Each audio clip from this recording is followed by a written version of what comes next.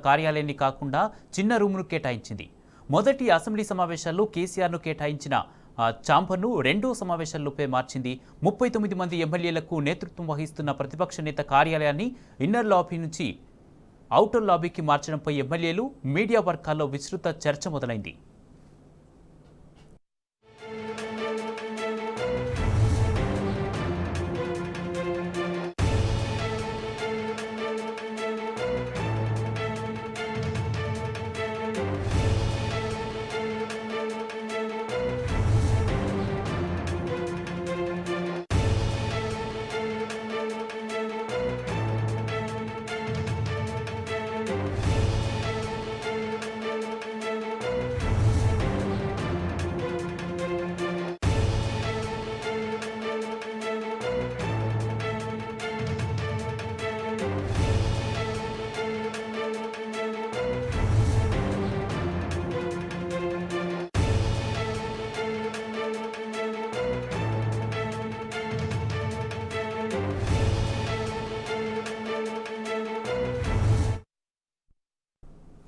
అసెంబ్లీలో ప్రతిపక్ష నేత ఛాంబర్ మార్పుపై మరింత సమాచారం ప్రతినిధి సరిత అందిస్తారు. సరిత, అసెంబ్లీలో ప్రతిపక్ష నేతగా ఇప్పుడు ప్రస్తుతం బీఆర్ఎస్ అధినేత కేసీఆర్ ఉన్నారు. అయితే ఆయన ఛాంబర్ ను ప్రస్తుత ప్రభుత్వం మార్చడం జరిగింది. ఏళ్ల తరబడి ప్రతిపక్ష నేతలకు ఇస్తున్నటువంటి కార్యాలయం కాకుండా అంటే ఇన్నర్ లాబీలో ఒక కార్యాలయాన్ని కేటాయించడం జరుగుతుంది. ప్రధాన ప్రతిపక్ష నేతకు ఎప్పుడు కూడా ఉమ్మడి ఆంధ్రప్రదేశ్ దగ్గర నుంచి కూడా ఇదే సాంప్రదాయం ఉంది.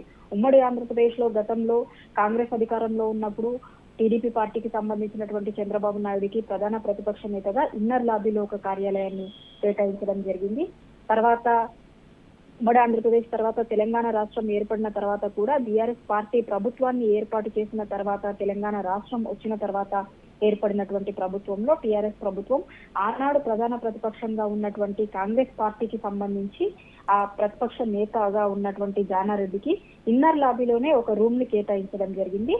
తర్వాత కూడా సెకండ్ టర్మ్ బీఆర్ఎస్ ప్రభుత్వం వచ్చిన తర్వాత కాంగ్రెస్ ప్రధాన ప్రతిపక్షంగా ఉంది. అప్పుడు ప్రధాన ప్రతిపక్ష నేతగా ఉన్నటువంటి బట్టి విక్రమార్కకి కూడా లోపల ఇన్నర్ లాబీలోనే ప్రతిపక్ష నేతకు ఒక రూమ్ ని కేటాయించడం జరిగింది. ఇది తరతరాలుగా వస్తున్నటువంటి సాంప్రదాయం. ప్రధాన ప్రతిపక్ష నేతకు అసెంబ్లీకి లోపలికి వెళ్లేటువంటి దగ్గర మెట్లకి పక్క భాగాన అంటే స్పీకర్ ఛాంబర్ కు వెనకాల వైపున ఒక కార్యాలయాన్ని కేటాయించడం అనేటువంటిది ఎప్పటి నుంచో జరుగుతూ వస్తుంది. కానీ ఈసారి మాత్రం ఆ రూమ్ ని కేటాయించకుండా ఔటర్ లాబీలో ఉన్నటువంటి రూమ్ ని ప్రధాన ప్రతిపక్ష నేతగా ఇప్పుడు ఉన్నటువంటి కేసీఆర్ కి ఒక రూమ్ ని, అది చాలా చిన్నగా ఉంటుంది. ఒకవేళ పార్టీ మీటింగ్ పెట్టుకోవాలనుకుంటే కనుక ఎమ్మెల్యేలందరితో కనుక సరిపోదు అనేటువంటి విషయాన్ని బీఆర్ఎస్ పార్టీకి సంబంధించినటువంటి ఎమ్మెల్యేలు చెప్తున్నారు. ఇప్పుడు రెండు చిన్న రూమ్లని కేటాయించడం జరిగింది. ఒకటి ప్రధాన ప్రతిపక్ష నేతగా ఉన్నటువంటి కేసీఆర్ కు, దాని పక్కన బీఆర్ఎస్ ఎమ్మెల్యేలందరూ వాడుకునేందుకు వీలుగా ఇంకొక రూమ్లని, రెండు చిన్న రూమ్లని కేటాయించడం జరిగింది. అయితే 39 మంది ఎమ్మెల్యేలకు నేతృత్వం వహిస్తున్నటువంటి పార్టీగా ఉన్నటువంటి బీఆర్ఎస్ పార్టీ ఒకవేళ మీటింగ్ పెట్టుకోవాలనుకున్నా కూడా ఏదైనా చేసుకోవాలనుకుంటే కనుక అది సరిపోదు. కాబట్టి గతంలో ఏ విధంగా అయితే ప్రధాన ప్రతిపక్ష నేతలకు ఇచ్చినటువంటి రూమ్ ఉందో గతంలో సాంప్రదాయాన్ని పాటిస్తూ అదే రూమ్ ని కేటాయించాలి అనేటువంటిది ప్రస్తుతం బీఆర్ఎస్ పార్టీకి సంబంధించినటువంటి ఎమ్మెల్యేలు చెప్తున్నారు. కుమార్, అయితే సరిత, అంటే ప్రతిపక్ష నేత ఛాంబర్ మార్చవలసిన అవసరం ఏమొచ్చింది, ఎందుకు మార్చారు, ఏం చెప్తున్నారు? ప్రభుత్వం వైపు నుంచి మాత్రం ఒక స్పష్టమైనటువంటి రిప్లై అనేటువంటిది రానటువంటి పరిస్థితి ఇప్పటి వరకు ఉంది. పార్టీకి సంబంధించినటువంటి ఎమ్మెల్యేలందరూ కూడా కొద్దిసేపటి కిందట స్పీకర్ ని కూడా కలిశారు. లోపల అసెంబ్లీలో ఎల్ఓపి కార్యాలయానికి సంబంధించినటువంటి మార్పు పైన మొన్న కాంగ్రెస్ పార్టీ అధికారంలోకి వచ్చిన తర్వాత ఎమ్మెల్యేల ప్రమాణ స్వీకారం కోసం అసెంబ్లీ సమావేశాలు జరిగినప్పుడు లోపల ఇన్నర్ లాబీలో ఉన్నటువంటి కార్యాలయాన్ని గతంలో మొన్న జరిగినటువంటి సమావేశాలకు ఇవ్వడం జరిగింది బీఆర్ఎస్ పార్టీకి. అయితే ఇప్పుడు మాత్రం కొత్తగా ఆ కార్యాలయం మీకు లేదు, మీకు కేటాయించలేదు, ఔటర్ లాబీలో మీకు కార్యాలయాన్ని కేటాయించాము.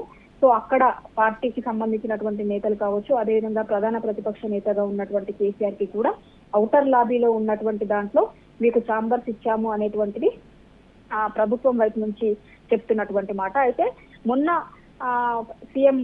మొన్న బీఆర్ఎస్ అధినేత కేసీఆర్ ప్రమాణ స్వీకారానికి స్పీకర్ ఛాంబర్ కి వచ్చినప్పుడు కూడా ఆ రోజు షెడ్యూల్ ప్రకారం ఆయన వాళ్ళకి కేటాయించినటువంటి రూమ్ లో పూజలు చేసిన తర్వాత ప్రమాణ స్వీకారం చేసేందుకు ఆయన ముందుగా సిద్ధమయ్యారు. కానీ ఆ రూమ్ పైన క్లారిటీ రాకపోవడంతోనే అక్కడ ఆ రూమ్ లో ఆయనకి కేటాయించినటువంటి రూమ్ లో ఆయన పూజలు చేయకుండానే కేవలం స్పీకర్ ఛాంబర్ లో ఆయన ఎమ్మెల్యేగా ప్రమాణ స్వీకారం చేసి తిరిగి ఆయన ఇంటికి వెనుదిరగడం జరిగింది.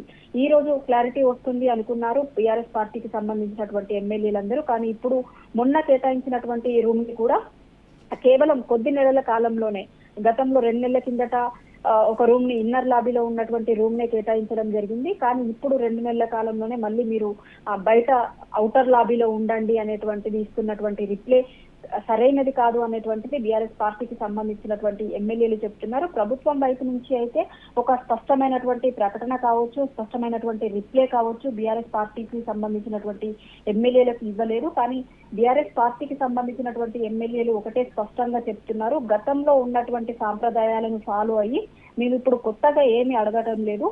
తరతరాలుగా అసెంబ్లీలో ఉన్నటువంటి సాంప్రదాయం, గతంలో కూడా మేము అధికారంలో ఉన్నప్పుడు కూడా ప్రధాన ప్రతిపక్ష నేతకు ఏ విధమైనటువంటి గౌరవం ఇచ్చామో, ఏ విధమైనటువంటి రూమ్ ఇచ్చామో అదే రూమ్ ని ఇప్పుడు మాకు కేటాయించండి అనేటువంటిది బీఆర్ఎస్ కి సంబంధించినటువంటి ఎమ్మెల్యేలు అడుగుతున్నారు Kumar. Right, thank you Saritha.